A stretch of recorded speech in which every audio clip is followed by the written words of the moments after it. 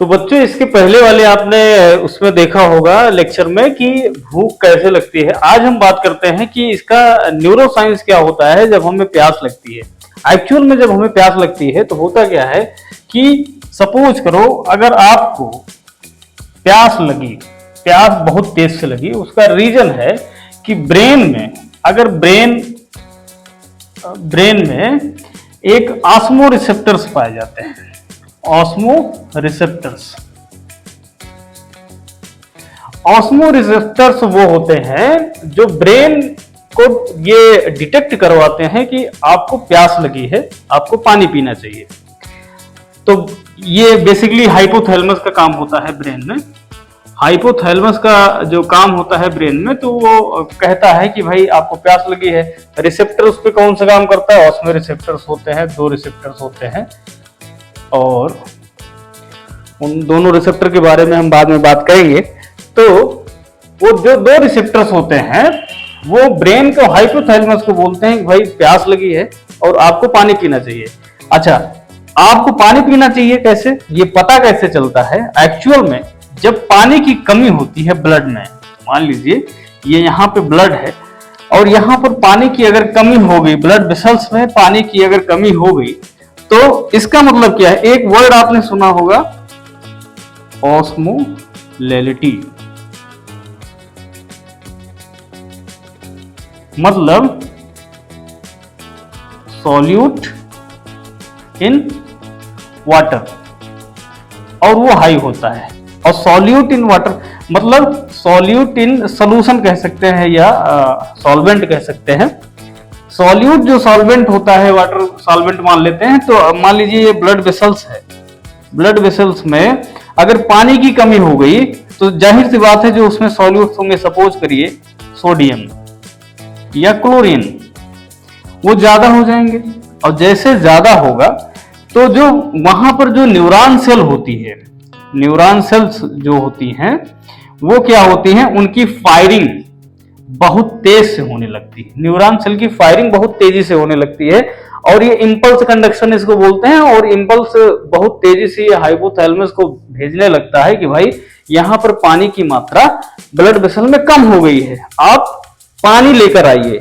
तो ये रिसेप्टर क्या करता है, हाइपोथैलेमस में जो पाया जाता है, कहता है ये दो काम करता है। सबसे पहला ये रिसेप्टर हाइपोथैलेमस में जाता है और कहता है कि सबसे पहले किडनी को बोलता है भाई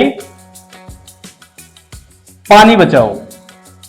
तो किडनी क्या करती है, एंटी डायूरेटिक हार्मोन रिलीज करती है और पानी यानी कि यूरिन बनना आपका बंद हो जाता है उतनी देर के लिए, क्योंकि ब्लड वेसल्स में पानी की ज्यादा आवश्यकता है।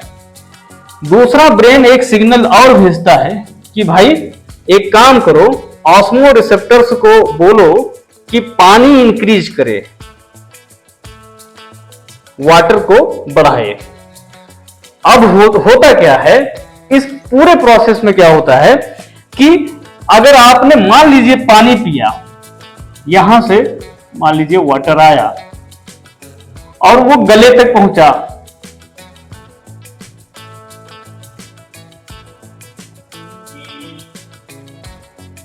गले तक पहुंचा, मुंह के द्वारा यहां गले तक पहुंचा, तो यहां गले में एक्चुअल में क्या होते हैं, ये थर्मो रिसेप्टर्स होते हैं। ब्रेन में ध्यान रखना, ऑस्मो रिसेप्टर्स होते हैं और गले में जो होते हैं और मुंह से लेकर के गले तक के कुछ रिसेप्टर्स होते हैं जो थर्मो रिसेप्टर्स कहलाते हैं, जिनको टेम्परेचर बोलते हैं। टेम्परेचर वो डिटेक्ट करते हैं। तो ठंडा पानी आपने पिया, गले तक आया, यहाँ पर थर्मो रिसेप्टर ब्रेन को तुरंत, यानी कि इस न्यूरॉन सेल को बोलते हैं भाई ऐसा है, पानी तो आ गया, ठंडा ठंडा कुछ लग रहा है, पानी आ गया।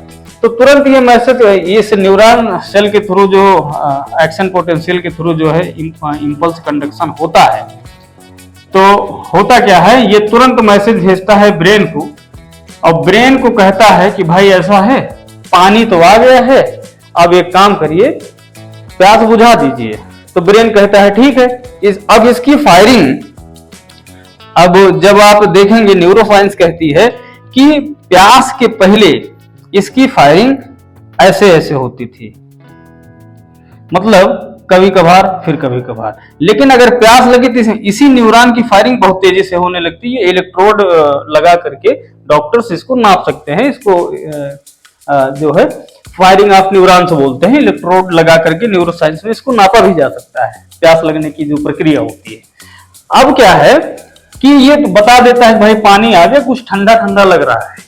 लेकिन होता क्या है, ब्रेन ऐसा मास्टर सिस्टम है, ये दो तरीकों से वेरीफाई करता है। पहला तो ये वेरीफाई करेगा कि भाई क्या सच में पानी आया है। तो सच में अगर पानी आया है तो रिसेप्टर क्या कह रहा है, ऑस्मो रिसेप्टर क्या कह रहा है।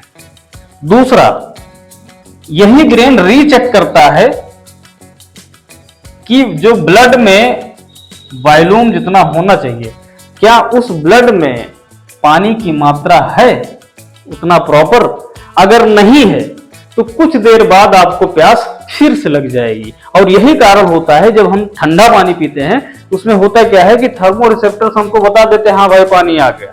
लेकिन जब ब्रेन रीचेक करता है कि ब्लड वॉल्यूम चेक करने ब्लड वेसल्स में जाता है, तो उसको तो पता चलता है भाई पूरा पानी तो आया ही नहीं है। इसका मतलब ये जो न्यूरॉन फायरिंग किया था कि भाई पानी आ गया, अब ये थोड़ा सा जैसे ही ठंडा इसको मिला थर्मो रिसेप्टर के माध्यम से, न्यूरॉन थोड़ा सा डाउन हो गया, बोला कि पानी आ गया।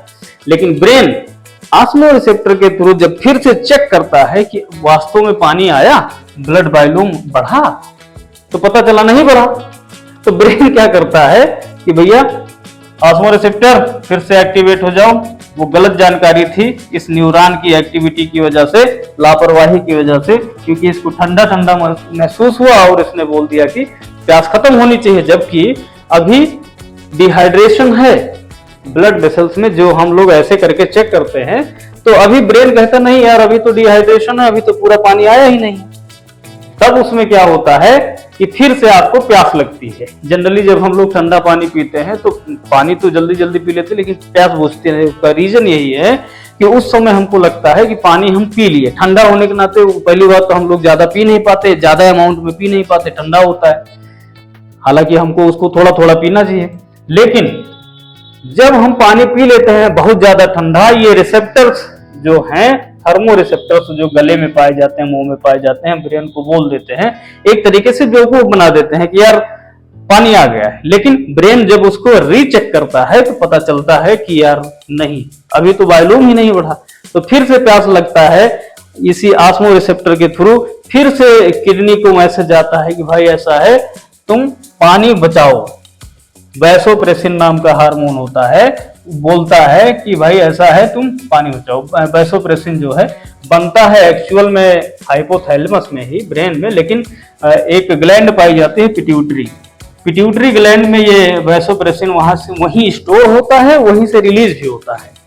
तो ये काम तो किडनी में पहले कर देता है भाई पानी बचाओ। दूसरा, ऑस्मो रिसेप्टर्स जाते हैं, कहते हैं भाई ऐसा है, यहां पर ऑस्मोलिटी बनाओ, यानी कि इसको मेंटेन करो।